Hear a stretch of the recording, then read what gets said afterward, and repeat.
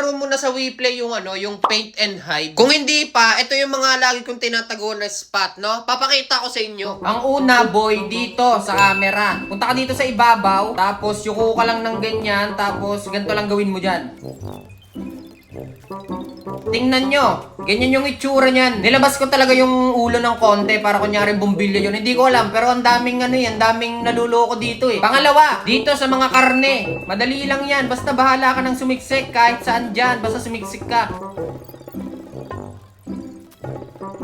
Yan o, tingnan nyo. Ito yung POV niyan sa ibang tao. At yung pinakalas, itong pinaka-favorite ko sa lahat. Promise, hindi pa ako nahuhuli dito. Dito boy, sa paa ng baka na to. Tapos, gumento ka lang dyan sa kanyang paa. Ganito lang yan.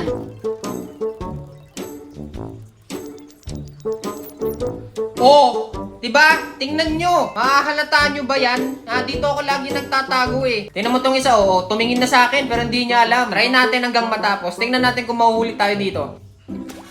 Oh, di ba? Basic! Kaya ikaw, naglalaro ka din ba ng hide and paint? Ano yung mga paborito mong spot na pagtaguan?